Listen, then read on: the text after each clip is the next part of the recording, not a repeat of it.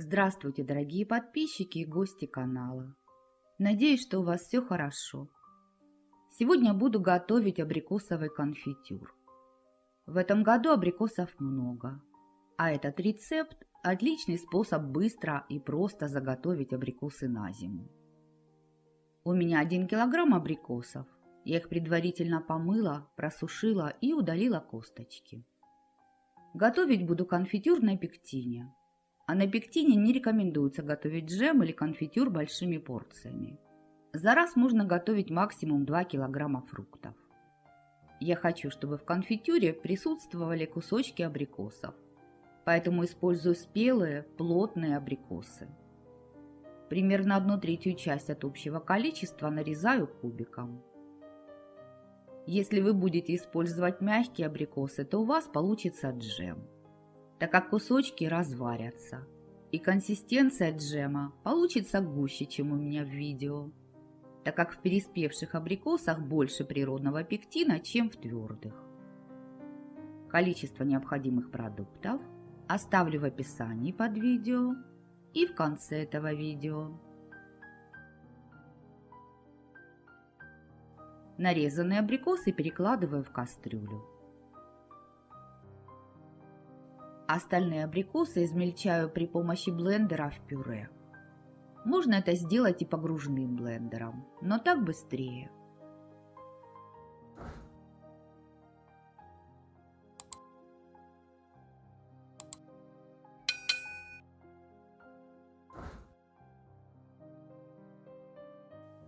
Получившееся пюре также отправляю в кастрюлю. Здесь 20 грамм жилфикса от доктора Эдкер. Сахара я взяла 400 грамм, так как у меня абрикосы с кислинкой. Смешиваю жилфикс с 2 столовыми ложками сахара. Если ваши абрикосы сладкие, можете взять меньше сахара.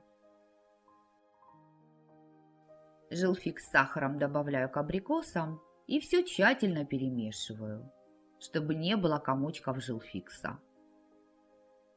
Желирующее вещество на основе пектина можно использовать любого производителя и руководствоваться инструкцией по приготовлению.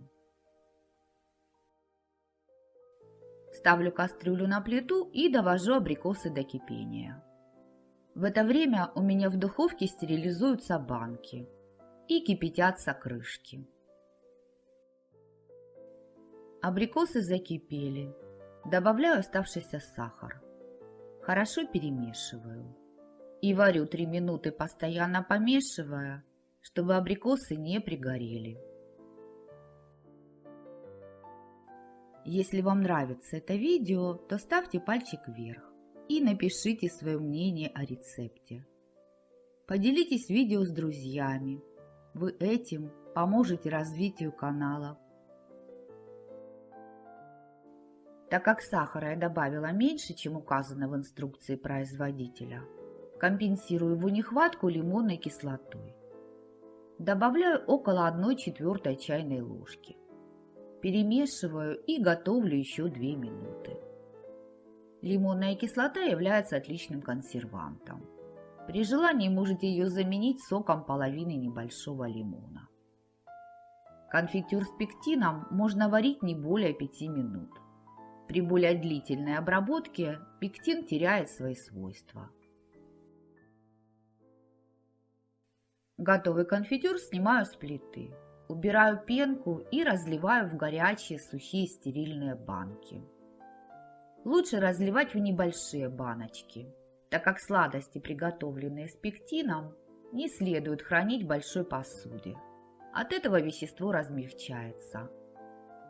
Я параллельно из переспевших абрикосов готовила джем, только с сахаром, без пектина. Поэтому банок и крышек у меня больше, чем нужно. Но приготовление джема я не снимала. Закрываю банки стерильными горячими крышками. Из 1 килограмма абрикосов у меня получился примерно 1 литр 100 мл конфитюра.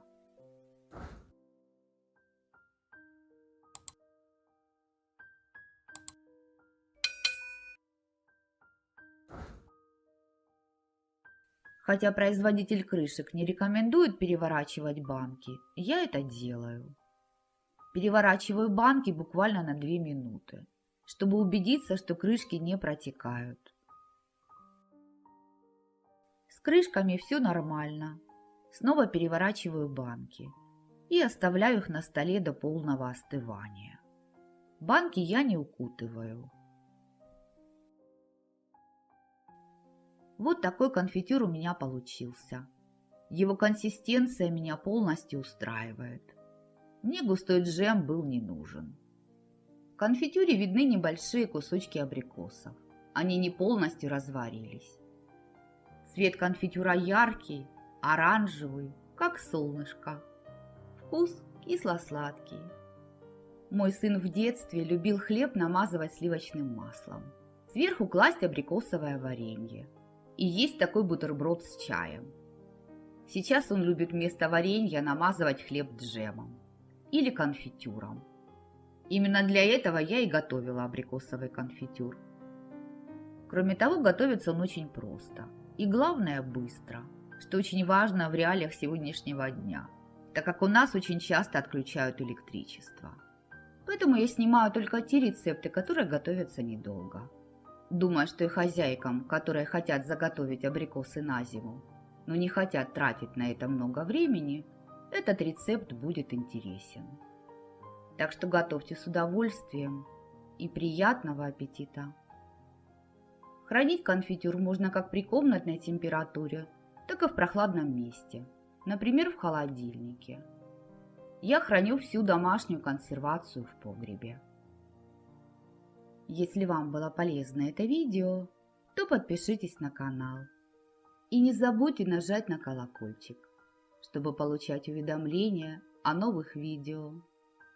А я на этом с вами прощаюсь. Желаю вам мира и добра. До новых встреч в новых видеорецептах.